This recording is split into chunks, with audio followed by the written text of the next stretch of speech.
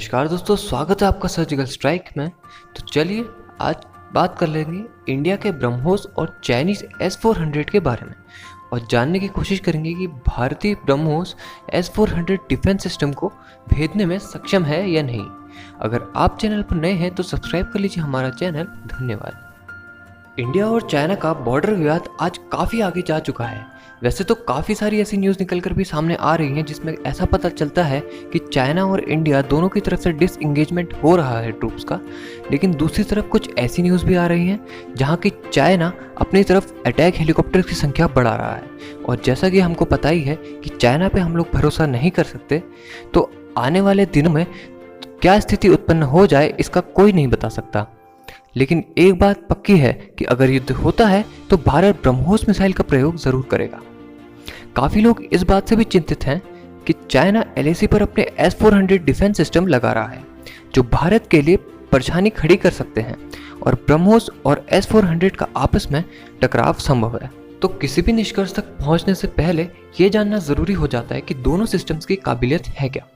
तो चाइना का S-400 से शुरू करते हैं। हालांकि S-400 दुनिया का सबसे बेहतरीन डिफेंस सिस्टम है, लेकिन क्या ये वही S-400 है जिसकी काबिलियत की वजह से ये चर्चा में रहता है?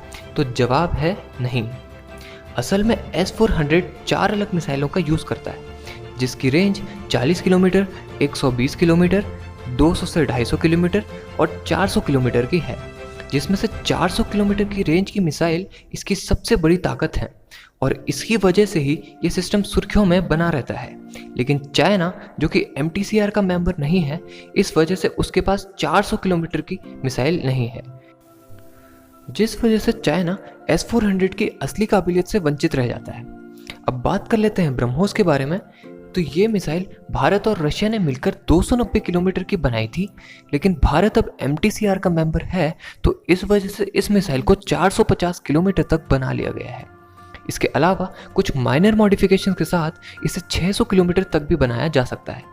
इसकी काबिलियत यह है कि यह रडार की पकड़ में आए बिना 3 मैक की स्पीड से उड़ती है, यानी कि 3000 से 3500 किलोमीटर पर घंटा, और टारगेट को पलक झपकते ही नष्ट कर सकती है। जैसा कि चाइनीज S-400 की रेंज 250 किलोमीटर तक ही सीमित है, तो ये आसानी से सुखोई 30 MKI द्वारा रडार से बचते हुए लॉन्च की जा सकती है। और एक बार ये मिसाइल लॉन्च हो गई तो ये 1 किलोमीटर पर सेकंड की स्पीड से उड़ते हुए अपने टारगेट तक पहुंच सकती है।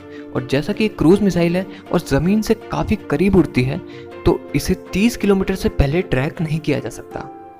और 30 किलोमीटर पर जब ये पहुंच जाएगी तो इसे अपने टारगेट तक पहुंचने में सिर्फ 30 सेकंड लगेंगे, और इस स्पीड में इसको रोक पाना लगभग नामुमकिन सा हो जाता है, फिर चाहे वो S-400 ही क्यों ना हो।